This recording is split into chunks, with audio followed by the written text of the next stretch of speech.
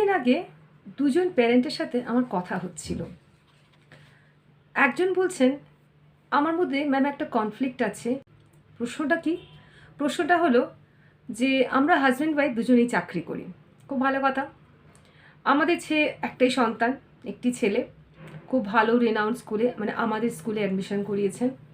Everything is good, fine. তাহলে সমস্যাটা কি? সমস্যাটা হচ্ছে উনি চান ওনার ছেলেকে একটা কমফোর্ট জোনের মধ্যে রাখতে, যাতে ওর কোনো কষ্ট না হয়। কারণ ওনাদের বক্তব্য হচ্ছে, আমরা ছোটোবেলায় এই কমফোর্ট জোনটা পাইনি।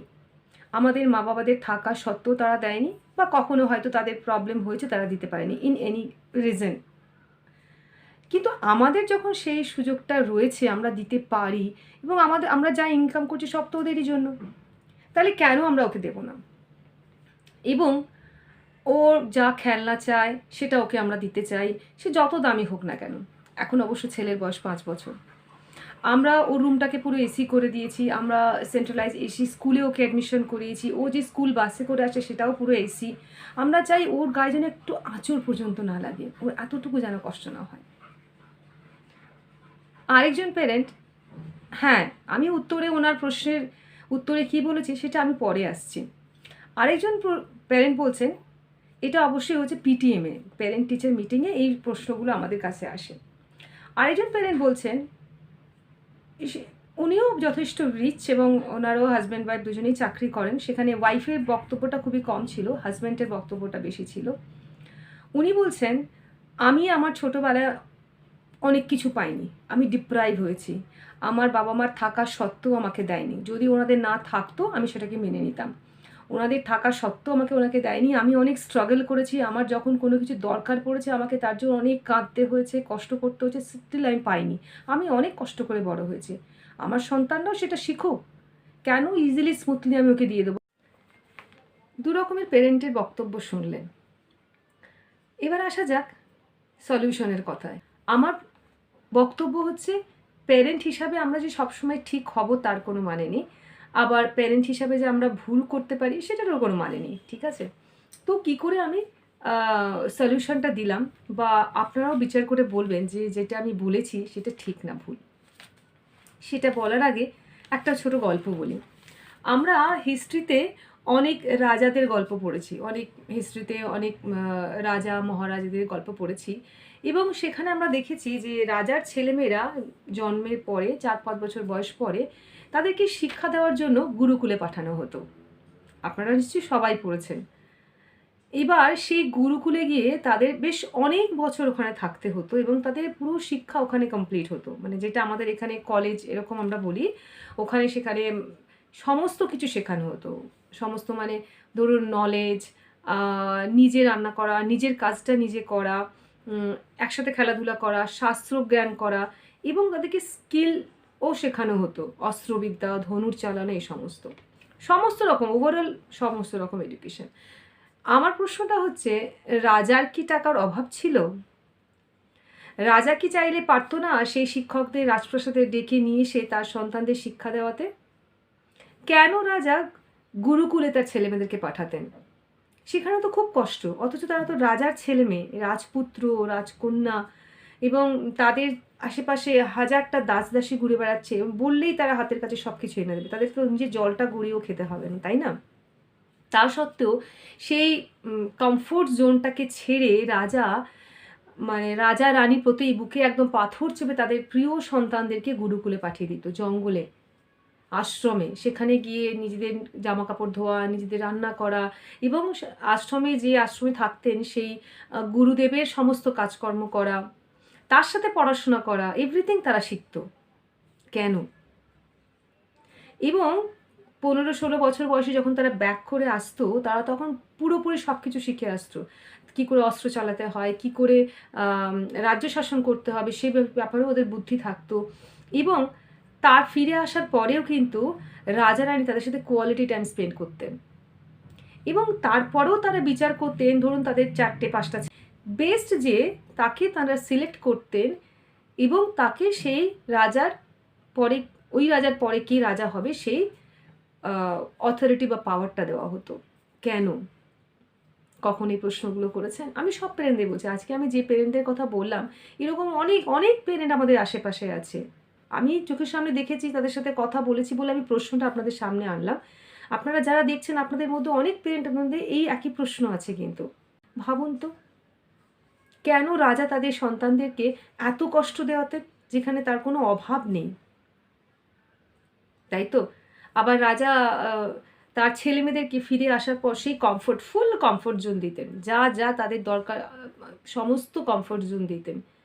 সেখানে কিন্তু কোনো কম্প্যারিজন করতেন না, "না তোমাকে আমি দেব না, তোমাকে নিজেকে সবকিছু করতে হবে।" কেন বলুন?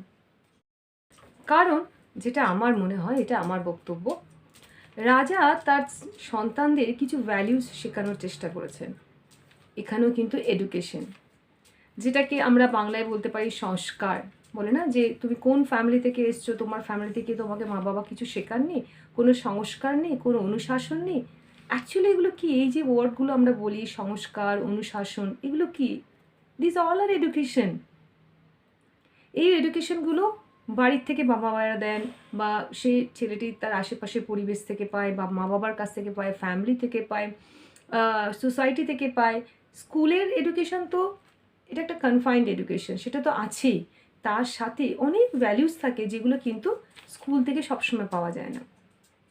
কিছু ওয়ার্ড যেমন caring, relationship, values, importance, importance between two relationship, values of money, values of time, values of gift, এই সমস্ত কিছু কিছু রিওয়ার্ড, এনকারেজমেন্ট, এই যে কিছু কিছু ওয়ার্ড, এগুলো কিন্তু আমাদের শিখতে হয়। এগুলো কিন্তু আমরা অটোমেটিক্যালি কেউ জেনে যাই না। এগুলো কোনো ঘটনার পরিপ্রেক্ষিতে এই সব শব্দগুলো আসে, তখন আমরা শিখি।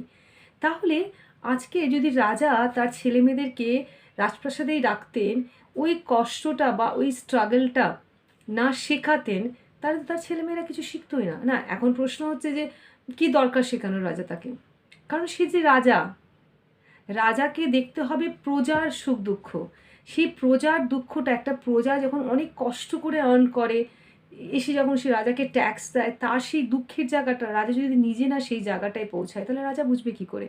সেই জন্যেই তো রাজা। রাজা কি, একটা বাংলায় গান আছে না, আমরা সবাই রাজা আমাদের এই রাজার রাজত্বে। তো আমরা সবাই রাজা। রাজা মানে কি, যে প্রথমে তার নিজের সমস্ত ইন্দ্রিয়গুলোকে জয় করে। আমাদের যে ৫টা ইন্দ্রিয়, আমরা যদি সেটাকে কন্ট্রোল করতে পারি, সেটাকে জয় করতে পারি, তবে তো আমি আমার ওপরে রাজা, তারপরে তো আমি সবার উপরে রাজত্ব করব। তো সেই ভ্যালিউসগুলো যদি না সেই সিচুয়েশনে গিয়ে কেউ বসে বা পড়ে, তাহলে সে শিখবে কী করে? সিমিলার টু দ্যাট, যে প্যারেন্ট আমাকে প্রশ্ন করছে যে আমার অনেক আছে, ডেফিনেটলি আপনার অনেক আছে, আপনি দেবেন, আপনারই তো সন্তান, এটা খুব ভালো কথা, আপনি খুব ভালোবাসেন সন্তানকে। কিন্তু যদি আপনি তো আপনার সন্তানকে সেই ভ্যালিউসটা না শেখান, যে আপনি কতটা হার্ডওয়ার্ক করেছেন, কিভাবে ওটা আর্ন করে এনেছেন, বা চাইলে যদি তোমাকে দিদি তুমি সেই তো ভ্যালুই বুঝবে না। আবার যে প্যারেন্ট দিতেই চাইছে না, বলছে আমি কষ্ট করে আর্ন করেছি, ডেফিনেটলি এটাও আপনার একটা, আমি এখানে কোনো আগেনস্টে যাব না, আপনি ঠিকই বলেছেন। কিন্তু আপনার ছেলের যখন যেটা প্রয়োজন, আপনি যদি তাকে সেই জিনিসটা সেই সময় না দেন, তাহলে যে কথাটা আজকে আপনি আপনার বাবা মার সম্বন্ধে বলছেন যে আমার বাবা মা আমাকে দেয়নি, এই যে ক্ষোভটা আপনার মনে, সেম জিনিসটা আপনার বাচ্চার মনের মধ্যে আসবে। Both the cases are equal in one place, সেটা হচ্ছে মানি। দুটো কেসের ক্ষেত্রে কিন্তু মানি ম্যাটার, তাই না? আর দুটো কেসের ক্ষেত্রে কিন্তু প্যারেন্ট তার বাচ্চাকে কন্ট্রোল করতে চাইছে যেন বাচ্চা তার কন্ট্রোলে থাকে, আমি যা বলবো সেটাই হবে, তার বাইরে কিছু করবে না। এটা কিন্তু একটা সময় পরে কিন্তু আর কাজে লাগবে না। 10 বছর, 15 বছর, যখন 20 বছর কলেজে যাবে, আচ্ছা কলেজ অবধিও আমি মেনে নিলাম আপনার কথা, আপনার বাচ্চা শুনবে, আপনি যা দেবেন সেটাই খাবে, যা বলবেন সেটাই পড়বে।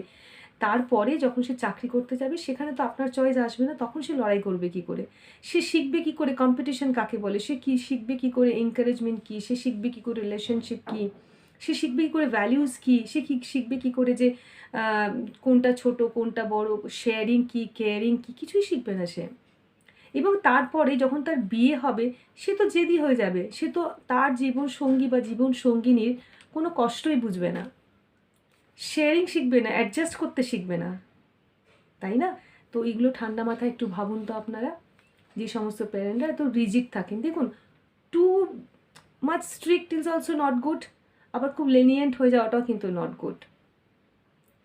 আপনি আপনার বাচ্চার সাথে বসুন, কথা বলুন, কোয়ালিটি টাইম দিন, একসাথে একটা ডিনার বা লাঞ্চ শেয়ার করুন এবং সেখানে বসে সবাই মিলে আলোচনা করুন আজকে তুমি কি ফেলিওর হয়েছো, এবং সেটা নিয়ে ক্রিটিসাইজ করবেন না, সেটা থেকে ওটাকে ফানি ম্যাটারে নিয়ে গিয়ে বলুন এখান থেকে আজকে আমরা কী শিখলাম, আমরা সবাই কী শিখলাম, নট ওই বাচ্চাটা কী শিখলো। তাহলে সে শিখবে যে ফেলিওর ইজ অ্যান এক্সপিরিয়েন্স, এটা কোনো লজ্জার ব্যাপার নয়। আজকে তুমি কার সাথে কী শেয়ার করেছো, সপ্তাহে 2 দিন তুমি তোমার মাকে রান্নার কাজে হেল্প করবে, শিখবে, বাবাকে হেল্প করবে কার পরিষ্কার করার জন্য, তবেই তো বাচ্চা শিখবে শেয়ারিং, কেয়ারিং, ভ্যালুজ, রিলেশনশিপ, লাভ, এফেকশন। পকেট মানি দেবেন, পকেট মানি দেওয়ার পরিবর্তে কন্ডিশন রাখবেন, তোমাকে গাছে জল দিতে হবে, তোমার বুকশেলফ পরিষ্কার করতে হবে, তুমি স্কুলের হোমওয়ার্কটা নিজে যখন করবে অবশ্যই মা বাবাকে না পারলে ডাকবে, তারাও তোমাকে হেল্প করবে।